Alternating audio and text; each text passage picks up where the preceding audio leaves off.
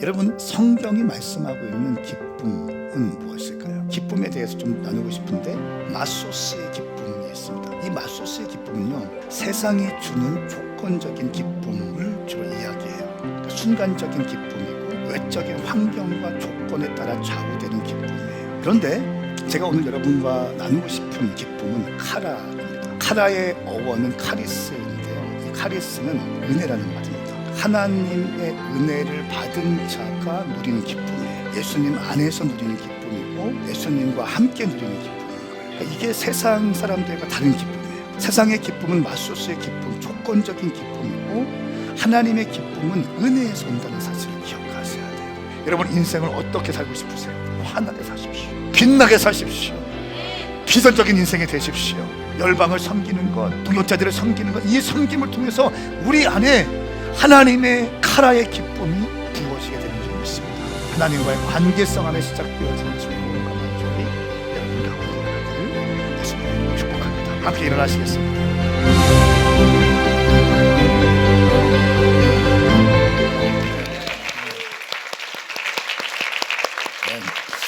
옆에 있는 분에게 인사할까요? 당신은 반드시 회복되어 쓰임받게 될 것입니다. 시작. 한 번 더, 당신은 더 아름다운 인생을 살게 될 것입니다. 기대가 되세요? 저는 저의 인생이 오늘보다 내일 더 행복할 것 같고, 더 쓰임받을 것 같고, 더 빛날 것 같습니다.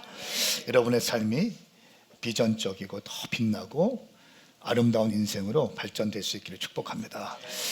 오늘 말씀은 뷰티풀 라이프 세 번째입니다. 더 아름다운 인생을 꿈꾸는 그대를 위하여 샬롬, 지친 그대를 안식으로 초대하는 힘이라는 제목으로 하나님 말씀 나누겠습니다. 성령의 열매는 예수님의 성품이라고 말씀을 드렸어요. 예수님의 성품 가운데 오늘은 화평, 평강에 대해서 말씀을 선포하겠습니다. 찰스 스펄전 목사님께서 쓰신 책 가운데 예수가 주는 평안이라는 책이 있습니다. 이 예수가 주는 평안이라는 책을 보면 마귀가 제시하는 세상의 평안을 고발하고 있습니다. 우리가 느끼고 있는 이 평안이 마귀가 주는 평안일 수 있다는 거예요. 하나님께서 주시는 평안이 아니라 마귀가 주는 것일 수 있다. 여러분, 제가 중국에 가서, 중국 상하이에 가서 집회 끝나고 선교사님이 저를 좋은 데가 있대요. 그래서 저를 안내하더라고. 근데 백화점으로 안내하는데 백화점 전체가 짝퉁 백화점이었어요. 대단합니다. 한 샵이 아니에요. 그냥 백화점 전체가 짝퉁 백화점이었어요.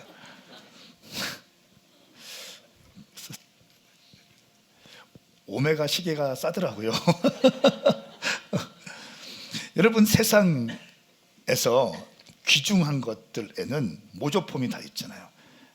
소위 짝퉁이 있습니다.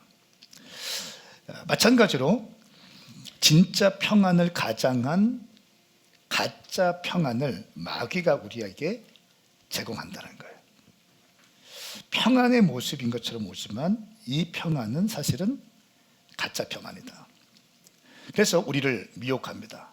일시적인 안정감을 주지만 지속적인 은혜와 평강을 누리지 못하게 합니다. 그래서 성경은 이렇게 말하죠. 어떤 길은 사람이 보기에 바르나 필격은 사망의 길이다 라고 잠언 말씀에는 기록하고 있습니다. 여러분, 가짜 평안은 단순히 잘못된 속임수에 불과한 것이 아니라 그 가짜 평안을 붙잡으면 결국 우리는 사망으로 가게 된다는 거예요. 다른 젊은이들이 스마트폰에 심취하게 되면 여기에서 보는 안정감과 여기에서 보는 어떠한 자기 나름대로의 위로도 있을 것이고요, 또 자기 나름대로의 어떤 보상도 있을 것입니다. 그런데 여기에 빠져 있으면 이것은 결국 정상적인 삶을 하지 못하게 만들어버리는 거예요. 참 평안을 주시는 분이 있다는 거예요. 오늘 저는 여러분들과 참 평안에 대해서 말씀을 나누길 원합니다.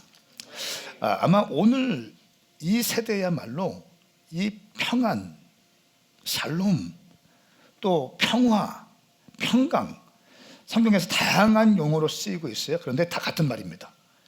평안, 평화, 평강, 화평, 다 같은 말이에요. 이 의미에 대해서 말씀을 나누기 원합니다.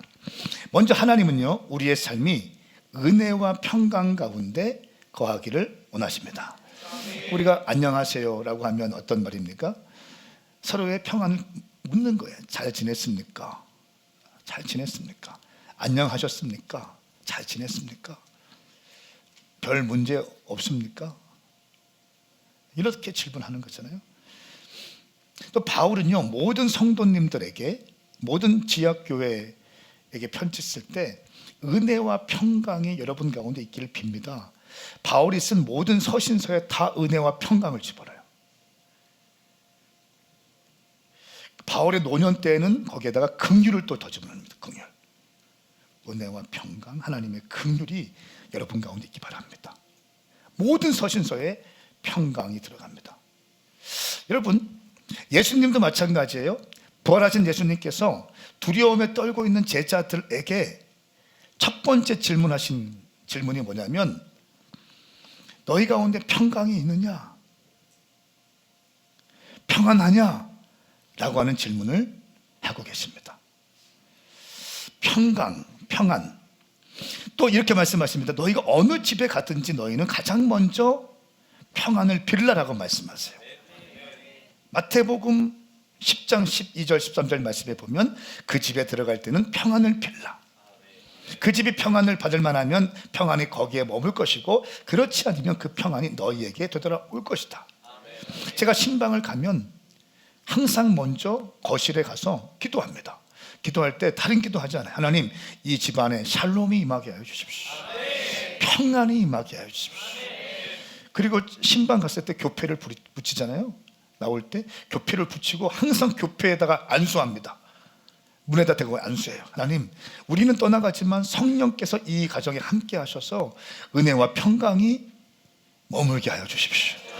불말과 불병거가 이 가정을 지키게 하여 주시고, 이 가정은 하나님의 은혜의 장막 지성소가 되게 하여 주시옵소서. 네, 은혜와 평강을 빌라고 주님은 말씀하십니다.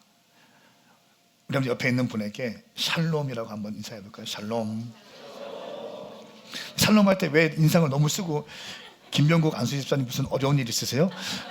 환하게 웃으시면서 다시 한번 옆에 있는 분에게 샬롬. 샬롬.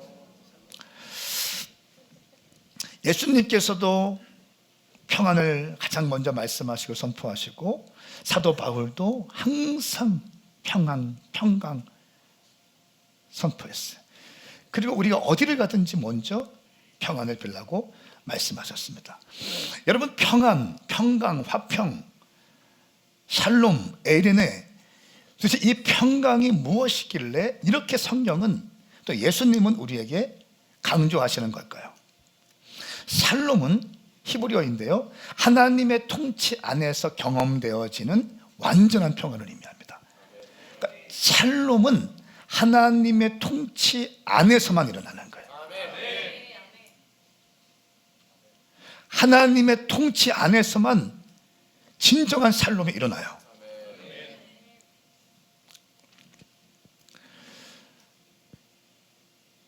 이사야 26장 3절 말씀, 주를 한결같은 마음으로 의지하는 사람에게는 주께서 평화를 넘치도록 부어주십니다. 그가 주님을 신뢰하기 때문입니다. 한결같은 마음으로 의지하는 사람들에게는 평화를 넘치도록 부어주신다. 그가 주를 신뢰하기 때문이다. 그러니까 신뢰, 믿음과 평화가 연결되어진다는 거예요. 하나님을 신뢰하면 신뢰할수록 우리 가운데 평안은 임한다는 것입니다. 제가 성전 건축을 지금 우리 교회가 하고 있잖아요. 근데 여기저기 다 사람들이 다 아니까 늘 듣는 말이 이거예요. 아니, 얼마나 힘드시겠어요. 제 손을 잡아서 문질러줘요. 얼마나 힘드시겠어요. 그래서 얼굴 보더니 살은 포동포동한데요. 보통 성전 건축할 때 막 피폐해지고 막 예민해지고, 그런데 목사님은 광채가 나는 것 같아요. 물론 블레싱 신앙단에서 내 얼굴 안 보였지만 목사님 얼굴이 광채가 나는 것 같아요. 여러분, 제가 정말 그렇거든요. 성전 건축하는데 제 마음에 조금도 어려움이 없어요. 아멘 좀 크게 해보세요. 제 마음에 조금도 어려움이 없어요. 우리 건축위원들은 어쩔지 모르겠지만 저는 제 마음에 샬롬이 넘쳐요. 왜냐하면 나는 하나님을 신뢰해요. 성전 건축을 그냥 우리가 다 알고 안 하려고 저는 했었거든요. 저희 아버지 건축하시다가 어려움이 있어가지고 제가 그거 눈으로 똑똑히 봤기 때문에 성전 건축이 얼마나 어려운지 알아요. 네? 그래서 난 목사도 안 하려고 했고 성전 건축은 뭐 꿈도 없었고, 근데 말씀을 보다가 주님께서 말씀으로 강력하게 말씀을 주시니 그 말씀에 순종했을 것이고, 할렐루야. 시기도 마찬가지예요. 시기도 주님께서 여호수아 4장 말씀을 딱 보는데 요단강 건너갈까 하면 몸에 거두는 시기인데 건너가라고 말씀하셨고 건너가니까 열리잖아요. 이 말씀을 통해서 응답을 받고 가는 거니까 여러분, 제 마음에 불편함과 불안함과 어려움이 없어요. 할렐루야. 하나님이 하신다는 믿음이 제 안에 분명히 있기 때문에 그런 거예요. 여러분 삶의 평안과 평화와 화평과 샬롬과 에이레네가 임하기 위해서는요, 하나님을 신뢰하셔야 됩니다. 하나님이 나를 다스려 주신다. 하나님이 우리 가정을 다스려 주신다. 하나님이 우리 자녀들을 다스려 주신다. 지금 눈에 보이는 것은 어려울 수 있지만 하나님께서는 기어이 우리 가정을 통치하실 것이다 라고 하는 믿음이 여러분 가운데 있기를 축복합니다. 헬라어로 에이레네 같은 말입니다. 하나님의 질서 안에 있는 거예요. 요한복음 14장 27절 말씀, 오늘 본문 말씀인데요, 함께 읽겠습니다. 시작. 내가 너희에게 평안을 주고 간다. 곧 내 평안을 너희에게 준다. 내가 주는 평안은 세상이 주는 것과 같지 않다. 너희는 마음에 근심하지 말고 두려워하지 말라. 아멘. 내가 너에게 평안을 주고 간다. 이미 예수님께서 여러분에게, 예수 믿는 사람들에게 평안을 주셨다는 거예요. 할렐루야. 이미 평안을 주셨다는 거예요. 내가 너에게 주는 평안은 세상이 주는 것과 같지 않다. 그러므로 너희는 마음에 근심하지 말고 두려워하지 말라. 예수님께서 십자가에 돌아가실 때 이미 여러분에게 평안을 주신 거예요. 끝난 겁니다. 이미 주셨어요. 그러므로 우리는 뭡니까? 마음에 근심하지 않는 거예요. 근심하지 않기로 결정하는 거예요. 두려워하지 않기로 결정하는 거예요. 겁먹지 않기로 결정하는 거예요. 어떤 일을 만나든지 나는 은혜와 평강 가운데 거하리라 라고 하는 결정을 하셔야 돼요.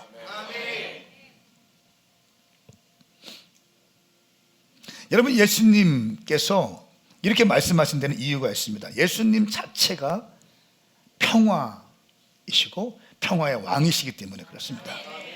우리 이사야 9장 6절 말씀 함께 합니다. 시작. 한 아이가 우리를 위해 태어났다. 우리가 한 아들을 얻었다.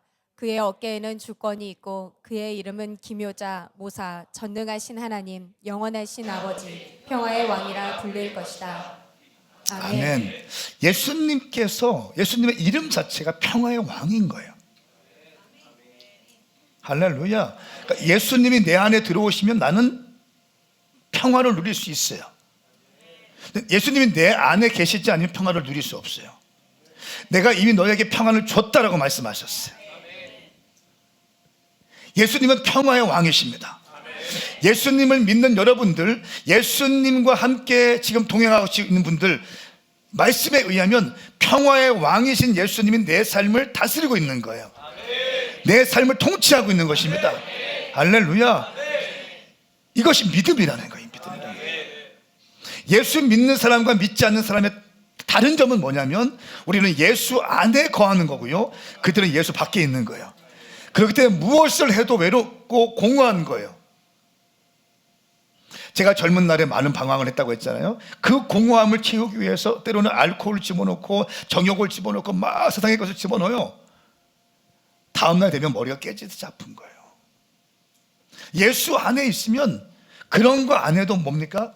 평안해. 할렐루야. 왜 그래요? 이 평화의 왕이신 예수님이 내 안에 계시기 때문에. 평화의 왕이신 예수님이 나를 다스리기 때문에 그렇다는 거예요. 예수님의 이름 자체가 평화이십니다. 여러분, 그러므로 예수님 없이는 이 세상에서 평화가 없습니다. 샬롬이 없습니다. 어떤 정당이 정권을 잡는다고 이 국정이 안정화될까요? 나는 그렇게 보지 않아요. 도찐개찐이에요. 하나님, 예수님이 다스리는 그 나라가 될 때에 진정한 샬롬이 올 뿐입니다. 예수님이 다스릴 때 이 나라에 진정한 샬롬이 오는 거예요.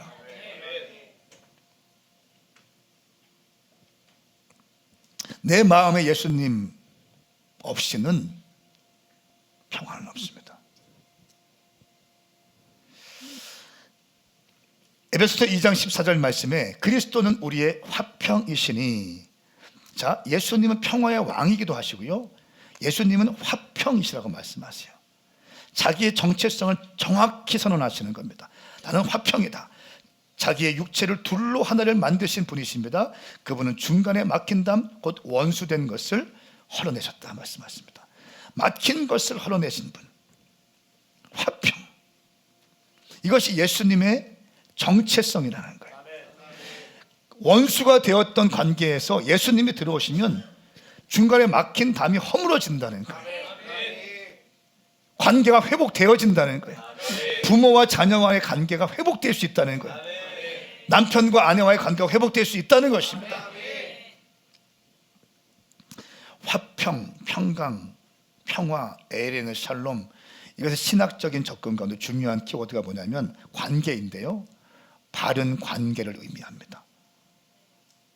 바른 관계가 형성되어질 때 진정한 내적인 평화가 시작되어지는 거예요.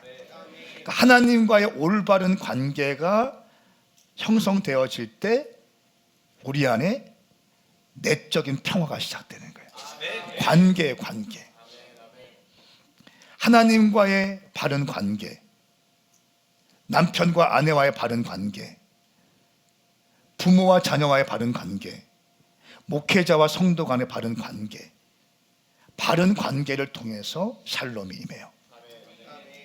여러분, 불륜 가운데 평화가 있습니까? 불륜 가운데는 샬롬이 없어요. 자기들끼리는 로맨스라고 하겠지만 이 안에 불안함이 있을 거예요. 평강이 없습니다. 왜요? 바르지 못한 관계이기 때문에 그런 거예요.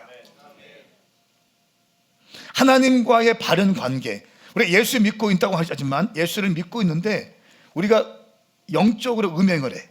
예수 믿고 있는데 예수님보다 예수님이 내 마음의 중심이 아닌 거예요.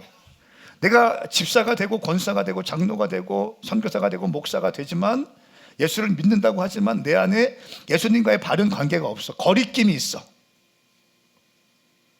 잘 들으세요. 거리낌이 있다. 평안 없습니다. 이해되시면 두 손 들고 아멘 해보세요. 내가 거리낌이 있으면 평안 없습니다. 열심히 헌신한다 할지라도 주님과의 관계에서 거리낌이 있다, 평안 없어요. 제가 그랬고, 제가 담배 끊기가 얼마나 힘들든지, 제가 오늘 왜 이러지? 너무 오픈하는데, 얼마나 힘들든지.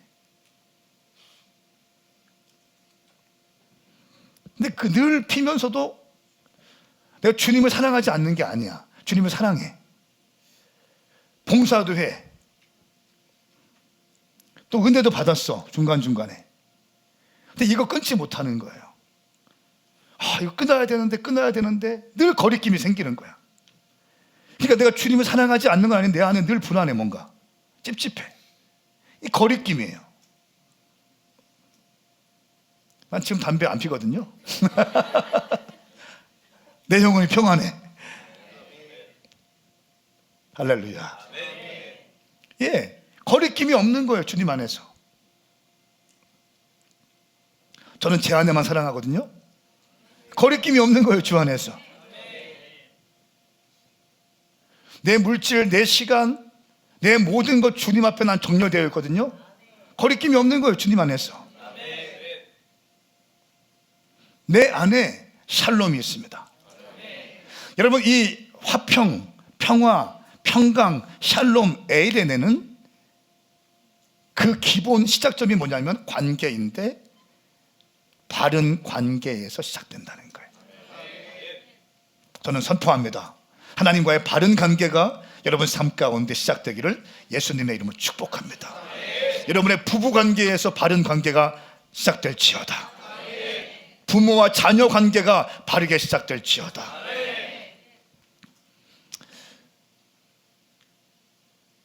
그러면 예수를 믿고 있는 우리에게 샬롬이 없는 이유는 무엇인가? 예수를 믿고 있어요. 11조도 드립니다.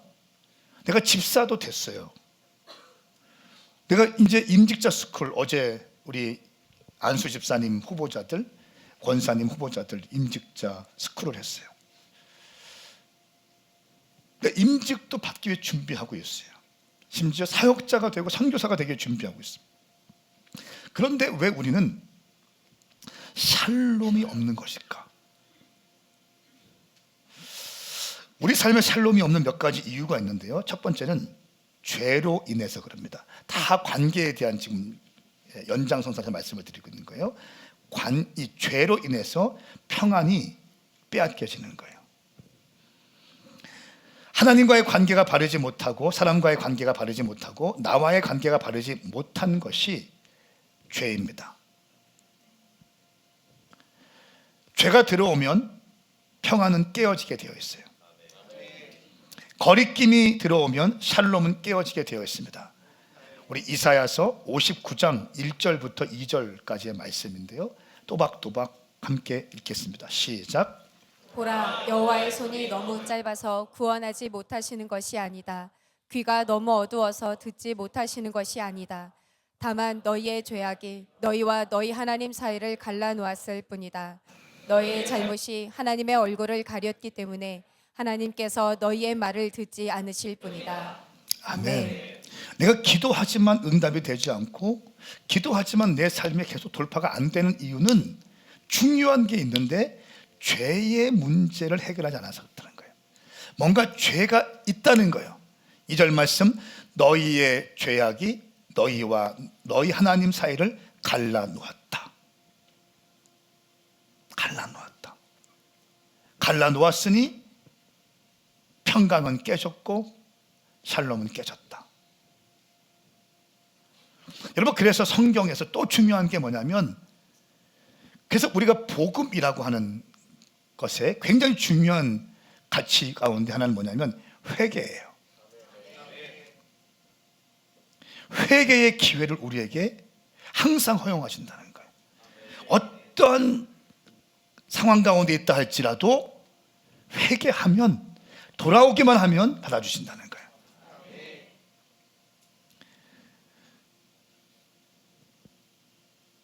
너희의 죄악이 너희와 너희 하나님 사이를 갈라놓았다. 죄의 문제, 이 죄의 문제가 해결되어지지 않으면 참된 샬롬은 시작되지 않습니다.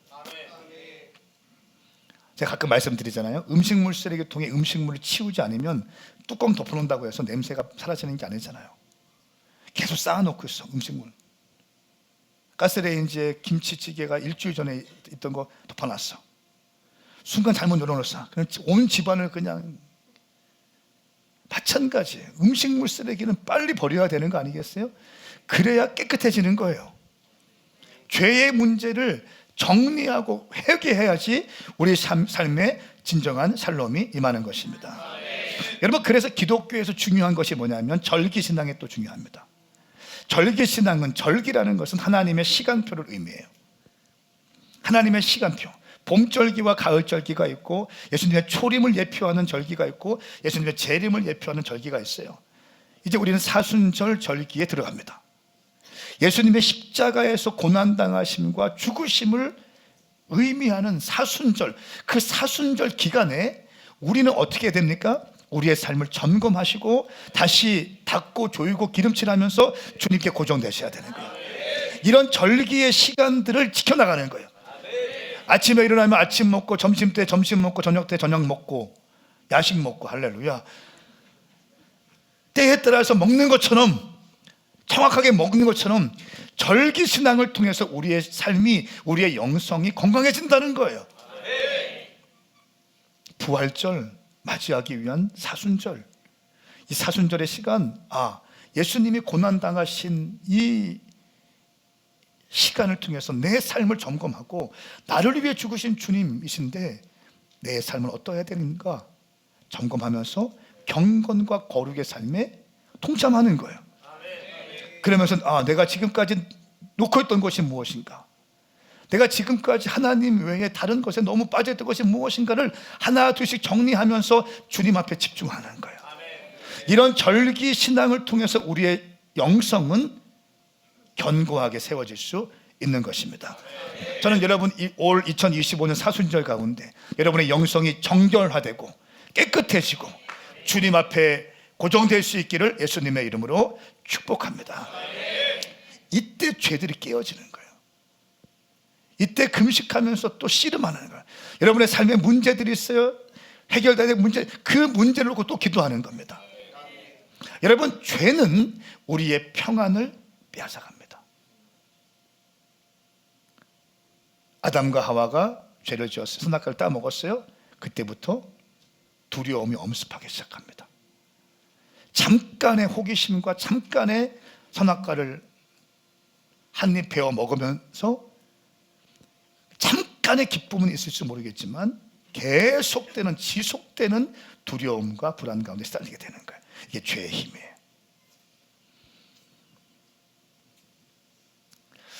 두 번째, 왜 우리는 우리 삶에서 샬롬을 빼앗기는가? 세상의 염려와 걱정으로 인해서 평안을 빼앗깁니다. 예수님은 이렇게 말씀하셨습니다. 자기 생명을 위해 무엇을 먹을까 무엇을 마실까 걱정하지 말고 자기 몸을 위해 무엇을 입을까 걱정하지 말라.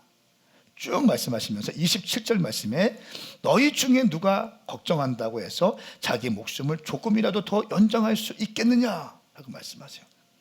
걱정과 염려와 근심 하지 말라는 거예요. 25절 말씀, 무엇을 먹을까 무엇을 마실까 걱정하지 말고 자기 몸을 위해 무엇을 입을까 걱정하지 말라. 염려하지 말라, 근심하지 말라, 걱정하지 말라, 고민하지 말라. 하지 말라는 거예요. 걱정한다고 해서 자기 목숨을 조금이라도 연장할 수 있겠느냐? 걱정하지 말라. 성경은 걱정 대신 염려 대신 기도하라고 말씀하세요. 세 번째, 왜 우리가 샬롬을 빼앗기는가? 예수 믿고 있는데도 사탄의 공격으로부터 평안을 빼앗길 때가 있다는 거예요. 왜냐하면 베드로전서 5장 8절 9절 말씀에 보면 우는 사자들은 두루 삼킬 자를 찾으면서 우리를 공격해요. 이것이 마귀가 이 땅에서 지금도 여러분 교회당 밖에 나가서 여러분 집에 돌아가실 때 우는 사자와 같이 마귀가 누구를 삼킬까 누구를 공격할까 막 보고 있다니까요. 작은 틈만 딱 생기면 거기 치고 들어가는 거예요. 바로 제가 말씀을 드리잖아요. 입술이 굉장히 중요하다고. 왜? 말은 영이요 생명이라고 말씀했으니까. 부정적인 말 툭 튀어나오고 원망 툭 튀어나오고 불신앙의 말 툭 튀어나오면 그 시간 마귀가 그냥 버리지 않습니다. 그 시간을 기묘하게 파고들어서 원망과 불평과 불신앙의 말 파고들어서 그때부터 마음에 번민이 시작되어지고 두려움이 시작되어지고 고민이 시작되어지는 거예요. 믿음이 점점 죽어지는 거예요. 말은 영이요 생명이에요. 자기 입술을 지키는 사람들은요 그 입술을 지키는 삶의 모습들을 갖고 나갑니다. 풍성한 열매를 맺기 시작해요. 할렐루야. 근데 계속 입술에 부정적인 말, 불평의 말, 불신앙의 말, 믿음 없는 말 이런 말을 하면요 인생이 점점 쪼그라들어요. 여러분 그런 인생 살지 말라는 거예요. 하나님은 당신이 풍성한 삶을 살기를 원하십니다. 사탄의 공격으로부터 가장 확실한 디펜스는 뭐냐면 내 마음을 지키는 것이고 내 입술을 지키는 것이에요.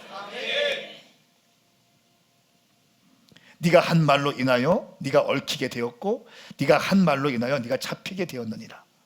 잠언서 말씀. 네가 한 말로 인하여 네가 잡히게 되었다. 네가 한 말로 인해 네가 얽히게 되었다. 얽히고 설킨 우리의 삶의 지금 모습이 네가 한 말로 인해서 얽히게 되었다는 거예요. 그러니까 오늘 황성은의 모습은 지난날 황성은 목사가 했던 말의 결과물이라는 거예요. 말한 대로 되는 거예요. 생각한 대로 되는 거예요. 기도한 대로 되는 거예요. 선포한 대로 되는 거예요. 오늘 나의 말을 통해서 황성은의 미래의 모습은 결정되어지는 거예요. 할렐루야. 얼마나 희망찬지 몰라요. 황성은의 10년 뒤의 모습이 보이네요. 멋있어요. 멋있어요. 더 성숙하고 더 성장하고 더 여유 있고 모든 사람들을 품어내고, 어쩜 이렇게 멋있을 수가 있지? 응?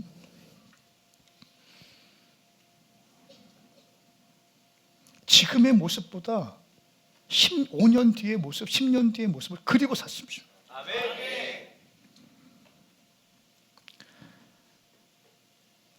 네 번째로, 하나님의 뜻에 순종하지 않을 때 우리의 마음의 평안은 빼앗깁니다. 순종하지 않을 때, 이건 불순종의 힘이 역사하는 거예요. 이제 불순종의 힘이 역사하면, 이 불순종이라는 건 뭡니까? 교만이라는 거예요. 교만은 죄예요. 교만의 결국은 패망입니다. 불순종과 교만은 굉장히 아주 긴밀하게 연결되어 있는 지점이 있어요. 그 불순종을 통해서 우리의 마음에 평안을 빼앗깁니다. 이 성경의 원리가 참 너무 분명해요. 저는 말씀을 묵상하면 묵상할수록 어쩜 이렇게 분명하지? 복받는 인생은 따로 있어요. 순종하는 자가 복받아요. 성경 전체의 이야기고 신명기 28장에 그것이 엑기스로 나와 있어. 불순종하면 저주받는다. 너희 발 앞에 순종과 불순종, 축복과 저주를 두었다. 선택하라. 이 말씀이에요, 다. 저는 여러분들이 순종의 삶 살기를 축복합니다. 주님 말씀 앞에 순종하는 황성은 목사, 축복 가운데 있어요. 저는 할렐루야. 저는 축복을 누리고 있습니다. 저는 축복의 길을 가고 있어요. 계속 순종할 거고 계속 축복을 누릴 거예요.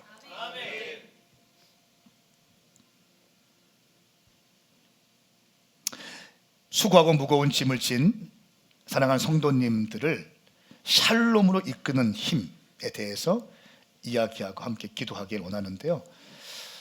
먼저 우리 마태복음 11장 28절 말씀 함께 읽겠습니다. 시작. 수고하고 무거운 짐을 진 모든 사람은 다 내게로 오라. 내가 너희를 쉬게 할 것이다. 아멘. 여러분 가운데 수고하고 무거운 짐이 있는 사람들이 있잖아요. 다 멋있게 주일날 다 하고 오시지만, 메이크업하고 눈썹 붙이고 이렇게 세팅하고 오지만 마음에 두려움이 있고 근심이 있고 염려가 있는 사람들이 있다는 거예요. 어쩌면 이게 우리 인간의 실존적인 문제일 수도 있다는 거예요. 다 여러분, 문제 없는 가정이 어디 있습니까? 우리 가정 문제 없다면 손 들어보세요. 아무 문제 없으면 손 들어보세요. 다 문제가 있어요. 부부관계에 문제가 있든, 부부관계가 좋으면 아이가 문제가 있든, 아이가 좋으면 부모님이 좋으면 동생이 또 사고를 치든, 그것도 괜찮으면 내 몸이 안 좋든, 아니면 직장에서 문제가 생기든, 다 우리는 사회적 존재이기 때문에 이 관계에서 펼쳐지는 수많은 다이나믹이 있어요.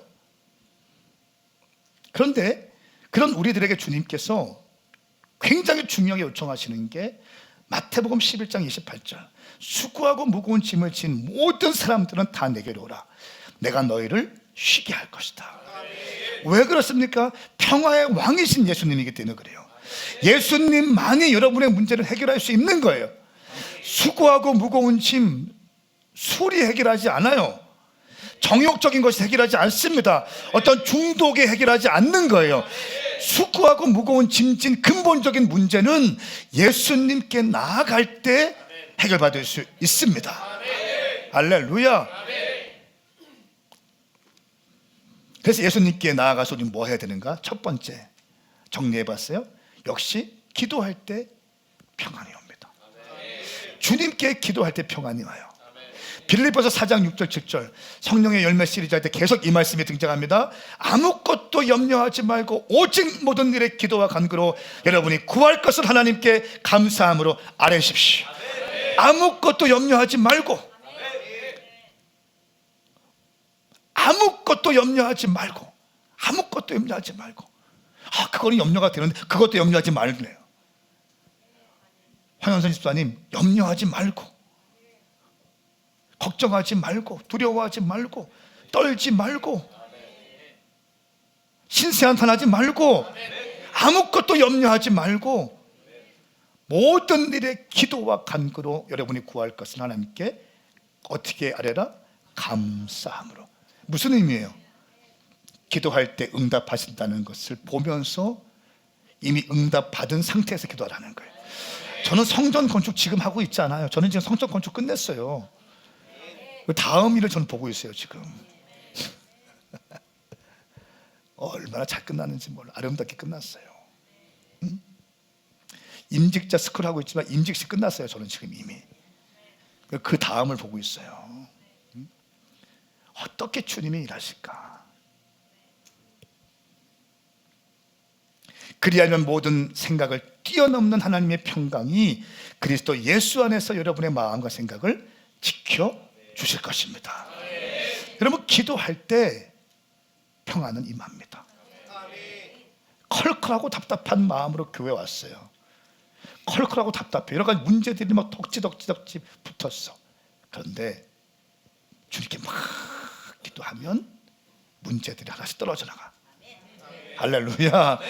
어쩌면 상황과 환경은 그대로일 수 있어요. 내 안에 평안이 임한다는 거예요. 내 안에 믿음이 막 활성화되기 시작하는 거예요. 여러분, 상황과 환경이 문제가 없는 사람은 없어요. 다 문제는 있어요. 다 상황이 있어요. 목사가 되면 문제가 해결될 것 같아요? 천만에요. 개척할까 말까 고민하는 목사님 제가 많이 만나고 있거든요. 개척해서 교회가 잘 되면 평안할 것 같아요? 아무 문제 없을까? 더 큰 문제가 있어요. 더 많은 이슈들이 생깁니다. 성전 건축하면 다 끝납니까? 아니요. 그때부터 더 많은 또 어려움들이 있고 더 많은 상황들이 펼쳐질 거예요.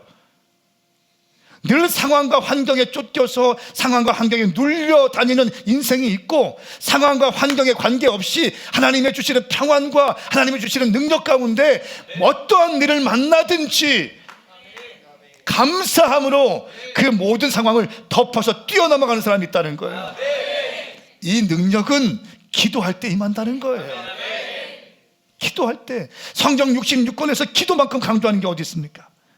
믿음의 사람들이 어려운 일이 있고 고난에 있을 때 기도했을 때 하나님의 응답하신 내용들이 성경 66권에 질비하게 기록되어 있어요. 아주 집요하고 반복적으로 힘을 주어서 기도의 만큼 강조하는 것이 어디 있습니까? 성경에서. 기도할 때. 할렐루야. 기도할 때 샬롬의 강가로 갈 수 있어요. 두 번째는 예수 그리스도의 말씀을 가까이 할 때 평강을 주십니다. 역시 본질적인 이야기인데요. 시편 119편 165절 말씀 함께 읽습니다. 시작. 주의 법을 사랑하는 사람들에게는 큰 평강이 있습니다. 그러니 그들을 넘어뜨릴 만한 것이 없습니다. 할렐루야. 아멘. 여러분, 오늘 이 말씀을 꽉 붙잡으시길 축복합니다. 주의 법을 사랑하는 사람에게는 큰 평강이 있습니다. 큰 평강이 있습니다. 그러니 그들을 넘어뜨릴 만한 것이 없습니다. 어떠한 문제가 있고 상황이 빵빵빵빵 터져도 하나님 말씀을 꽉 붙들고 있는 사람들은 넘어지지 않는다는 거예요. 말씀을 사랑하는 자들 가운데 주님이 주시는 평강이 있다는 거예요. 여러분, 그래서 제가 늘 강조하잖아요. 매일같이 하루에 일용할 양식, 이것만 딱 붙들고 나가면요, 이 말씀 주님 내게 말씀하여 주십시오, 이런 마음의 자세로 일용할 양식 받으면 그날 문제를 뛰어넘어갈 수 있어요. 말씀이에요. 말씀을 가까이 할 때 큰 평강이 온다고 말씀합니다. 저는 선포합니다. 여러분 삶 가운데 하나님 말씀을 가까이 함으로 하나님이 주시는 큰 평강이 여러분 가운데 임할지어다. 세 번째, 복음을 전할 때 우리 가운데 평화가 임한다는 거예요. 참 아이러니하죠. 복음을 전하고 전도할 때 평화가 임한다는 거예요. 에베소 6장 15절, 예비한 평화의 복음을 신고 복음을 전거하는 것. 평화의 신을 신고 나가는 거예요. 그럴 때 주님께서 주시는 기쁨이, 평강이 넘치는 거예요. 전도하는 사람들 얼굴 보면 빛나요. 참 희한합니다. 추운 날에 OT 전도하고 이렇게 더운 날에 전도하고 온 사람들에게 짜증난 얼굴 난 본 적이 없어요. 전도자에게는요 기쁨이 부어져요. 왜요? 내가 살아있는 게 느껴지기 때문에, 내가 진짜임이 증명되기 때문에. 전도자에게, 평화의 복음을 신고 나가는 자에게 주님이 주시는 평화가 임할 것입니다. 네 번째입니다. 마지막, 평강의 왕이신 그리스도 안에 있을 때 우리는 평화를 누리게 됩니다. 이사야 9장 6절 7절 말씀, 한 아이가 우리를 위해 태어났습니다. 우리가 한 아들을 얻었습니다. 그의 어깨에는 주권이 있고 그의 이름은 기묘자, 모사, 전능하신 하나님, 영원하신 아버지, 평화의 왕이라 불릴 것입니다. 보세요. 평화의 왕. 아까 말씀드린 예수님의 이름의 의미라고 했어요. 그분의 넘치는 주권과 평화는 다윗의 보좌와 그의 왕국 위에 끝없이 펼쳐질 것입니다. 지금부터 영원히 공평과 정의로 그것을 견고히 세우실 것입니다. 만군의 여호와의 열정이 이것을 이루어 가실 것입니다. 할렐루야. 그러므로 우리는 예수님 안에 있을 때 진정한 평화를 누리게 되는 거예요. 그리스도는 우리의 화평이시다. 로마서 8장 5절 6절 말씀, 육신을 따라 사는 사람은 육신의 일을 생각하지만 성령을 따라 사는 사람은 성령의 일을 생각합니다. 육신의 생각은 죽음이지만 성령의 생각은 생명과 평안입니다. 내 안에 주시는 성령님의 음성이 있어요. 내 안에 주시는 성령님의 번쩍이는 아이디어, 성령님의 감동해 주시는 그 메시지가 있어요. 이것을 그냥 받지만 지나치는 사람이 있고, 이것을 테이크하면서 삶의 자리에서 순종하는 사람이 있다는 거예요. 이런 사람에게는 생명과 평안이 있다는 거예요. 어떠한 일을 할 때, 사역을 할 때 주님께서 저에게 주시는 감동이 있고, 성령께서 주시는 감동들을 때로는 부담스러울 때가 있죠. 어려울 때가 있죠. 그때 순종하면 평안과 생명이 부어지는 거예요. 이것이 예수님과 우리가 함께 하는 것입니다. 시편 85편 10절 말씀에는 가엾게 여기는 마음과 진리가 만나고 의와 평화가 서로 입을 맞춥니다 라고 말씀을 하고 있습니다. 우리 삶에 샬롬이 없는 이유, 죄 때문에, 염려와 걱정으로 인하여, 사탄의 공격으로 인하여 순종하지 않기 때문에, 이걸 그대로 반대로 바꾸면 우리가 샬롬의 강가로 갈 수 있는 비결이 나오는데, 말씀 붙잡을 때, 기도할 때, 전도할 때, 할렐루야, 주님 안에 거할 때 우리는 평화를 누릴 수 있습니다. 이것이 예수님의 성품이 세 번째예요. 평강, 평화, 화평, 평안, 샬롬, 에이레네, 다 같은 의미입니다. 한 가지 이야기를 하고 기도하기 원합니다. 무디 전도단의 중요한 키퍼슨이었던 스패포드라는 사람이 있어요. 이 사람은 43세가 될 때 어마어마한 부자가 되었어요. 시카고 북쪽 부동산에 투자했다가 많은 부를 쌓았는데 시카고에서 있었던 대화재로 전 재산을 잃어버리고 말게 되었습니다. 근데 이 화재가 있기 직전에 자기의 아들이 피부질환으로 먼저 천국에 가게 되었어요. 엄청난 시련이죠. 아들도 죽고 열심히 쌓았던 부도 다 날아갔어요. 그래서 이 가족들, 남은 가족들과 함께 유럽 여행을 하려고 준비했습니다. 그때가 마침 무디 목사님이 유럽에서 전도 집회를 하고 있었 시즌이기 때문에 가서 도와드릴 겸 유럽 여행을 하려고 준비하고 있었어요. 그래서 4명의 딸들과 아내를 먼저 배에 태워 보내고 이제 이 스태포드는 나머지 일을 처리한 다음에 좀 늦게 가려고 했어요.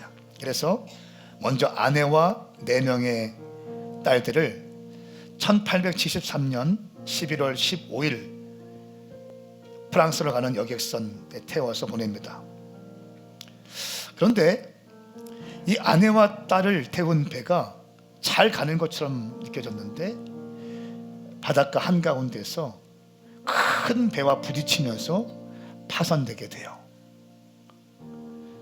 이 파손으로 인해서 226명의 생명이 바닷속에 가라앉게 됩니다. 이때 4명의 딸들이 모두가 다 바닷속에 잠기게 돼요. 그리고 아내만 겨우 목숨을 건지게 됩니다. 이 소식을 들은 스태포드는 아내에게 달려갑니다. 충격 가운데 있을 아내, 이 아내에게 배를 타고 갑니다. 배를 타고 가는데 바닷가 한복판쯤 왔을 때 선장이 이렇게 얘기합니다. 지금 이 지점이 당신의 4딸이 바닷속에 잠긴 지역입니다. 이 스태포드는 굉장한 불안과 슬픔과 또 분노가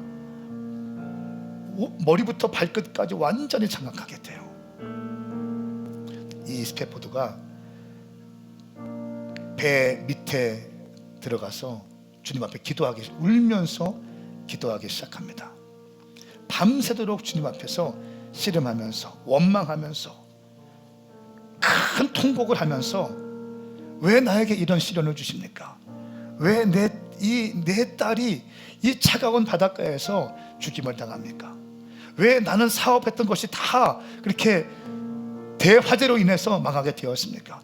왜 내 아들은 죽게 되었습니까? 그리고 나는 지금 슬픔에 빠져있는 내 아내를 만나러 가는 길인데 주님, 내가 견딜 수 없습니다. 막 울부짖으며 기도하게 됩니다.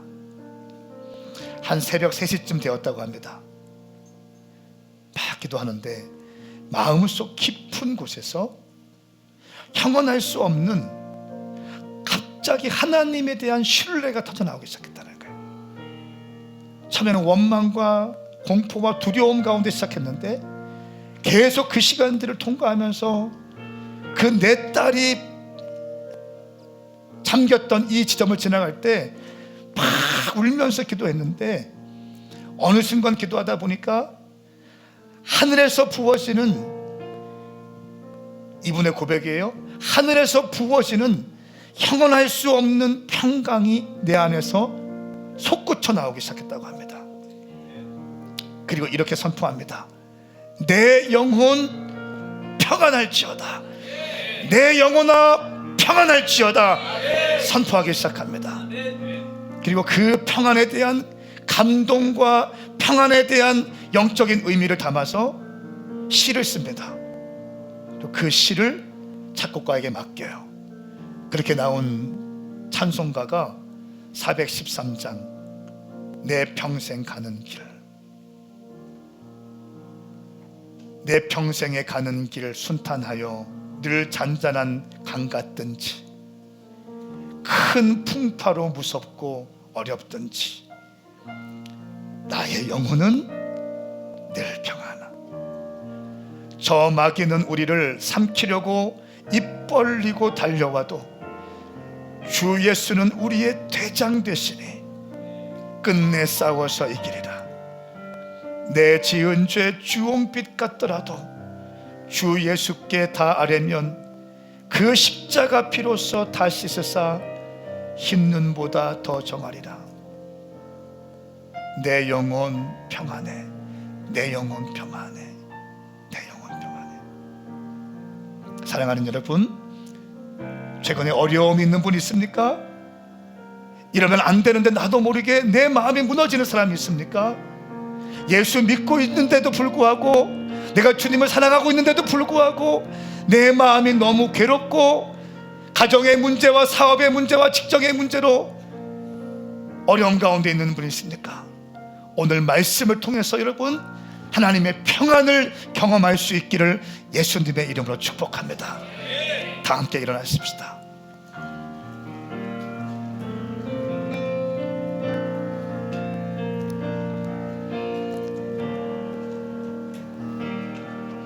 우리 찬양하십시다.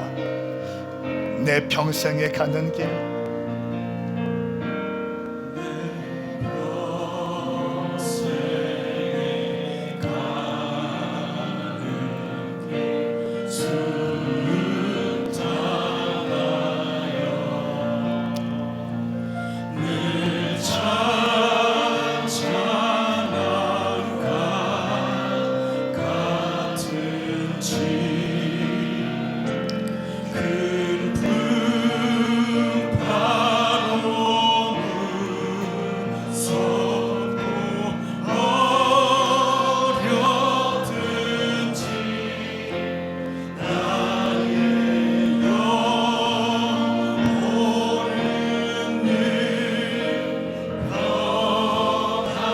내 영혼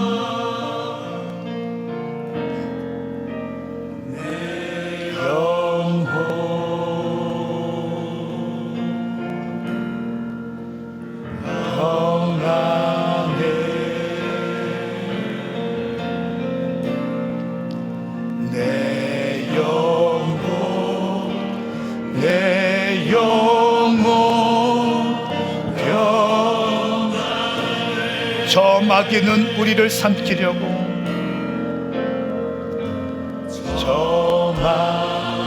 가슴에 손을 얹어보세요. 우리를 삼키려 입 벌리고 달려와도 입 벌리고 달려와 주 예수는 우리의 대장이니 예수는 우리의 대장 되니 끝내 싸워서 이기리라.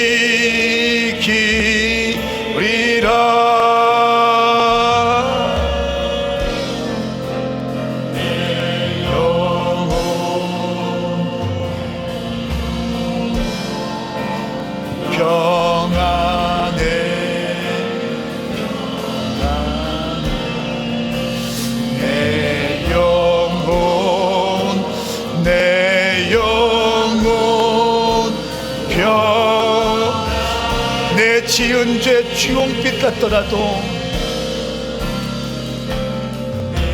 지은 죄 주홍빛 같더라. 주 예수께 다 아뢰면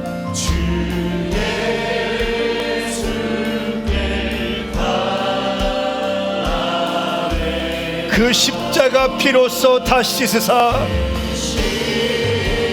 십자가 피로써 다 씻으 흰 눈보다 더 흰 눈보다 더 할렐루야. 내 영혼 평안해.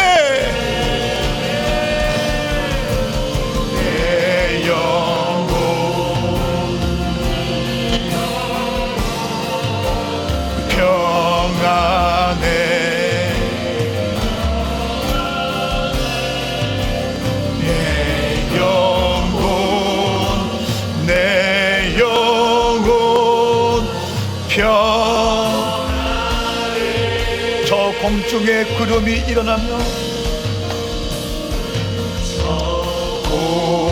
공중에 구름이 일어나 큰 나팔이 울릴 때에 나팔이 울려 날 주 오셔서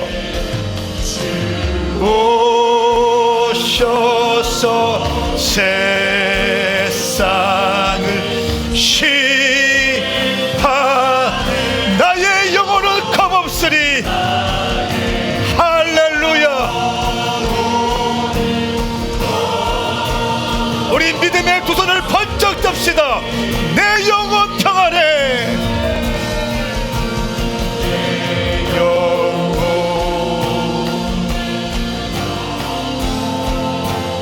평안해.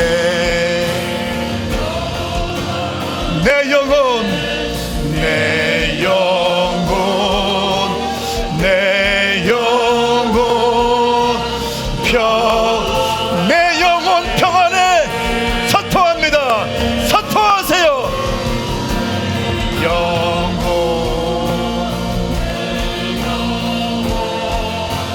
평안해.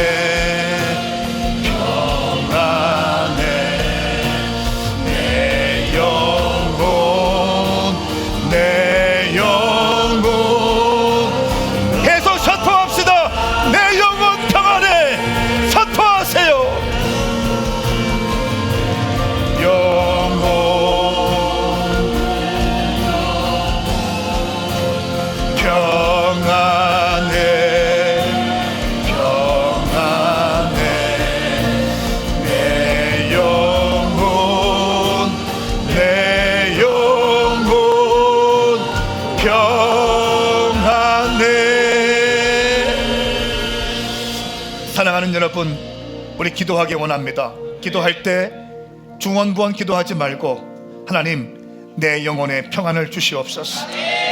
이것이 예수님의 성품이라면 나도 그렇게 살게 하여 주십시오. 내 심령에 하늘로부터 부어지는 샬롬, 평강, 평안, 위로, 화평이 임하게 하여 주시옵소서. 큰 풍파가 온다 할지라도 어떠한 일이 있다 할지라도 하늘의 평안으로 승리하게 하여 주시옵소서.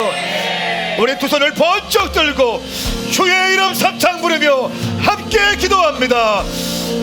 주여 주여 주여.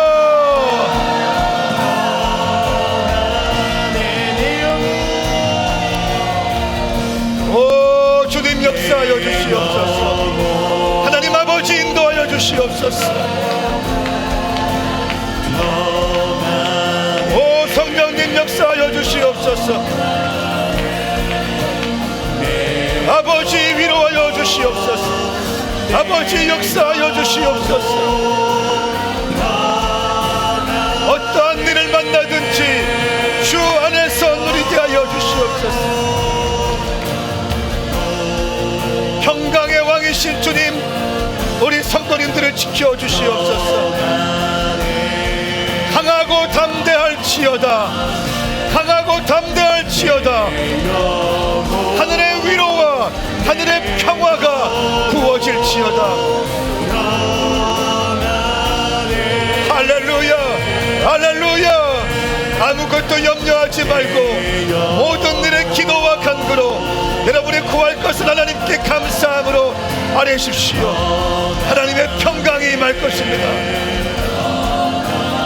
주의 법을 사랑하는 사람들에게는 큰 평강이 있습니다. 그들을 넘어뜨릴 만한 것이 없습니다. 말씀으로 승리하게 하여 주십시오. 기도로 승리하게 하여 주시옵소서. 전도로 승리하게 하여 주시옵소서.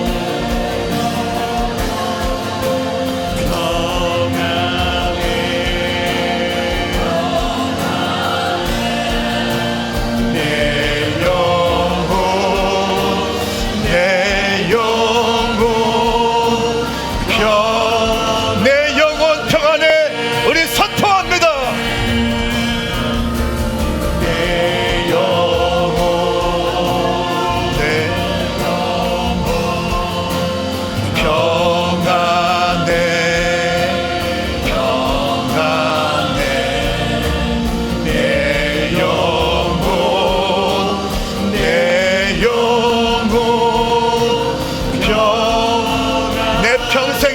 길 내 평생에 가는 길 순탄하여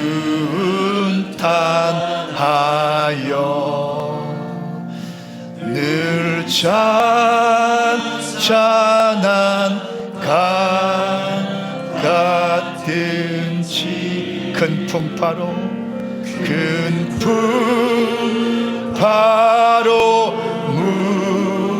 무섭고 어렵든지 나의 영혼은 늘 편하다.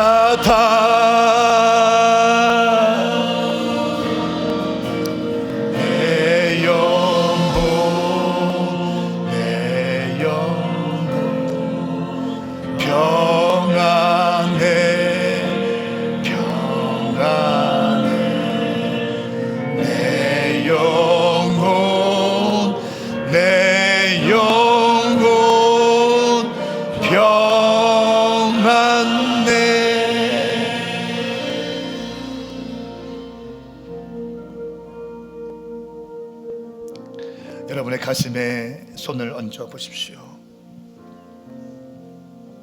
하나님 아버지,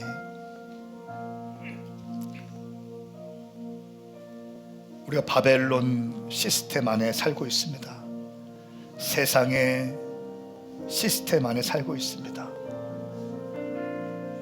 원수 마귀는 우리를 넘어뜨리기 위해서 우는 사자와 같이 삼킬 자를 찾고 있습니다. 평화의 왕이신 예수님을 우리가 믿고 있다고 하면서 내 안에 샬롬을 누리지 못하고 내 안에 평화를 누리지 못하고 있는 성도들이 있다면 하나님, 오늘 말씀을 근거해서 하나님의 은혜의 강가로 가게 하여 주십시오. 평강의 강가, 샬롬의 강가로 인도하여 주시옵소서. 샬롬이 있을지어다, 평강이 있을지어다, 화평이 있을지어다, 평안이 있을지어다. 어떠한 일을 만나든지 뛰어넘어갈 수 있는 믿음을 허락하여 주시옵소서.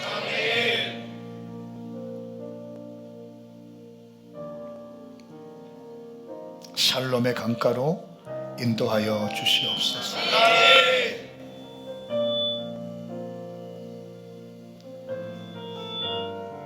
감사합니다. 주님, 예수님의 이름으로 축복하며 기도드리옵나이다. 아멘. 할렐루야. 이렇게 가실 주님을 찬양합니다. 샬롬이 있을지어다, 평강이 있을지어다, 평안이 있을지어다, 하나님의 크신 위로가 있을지어다. 아멘.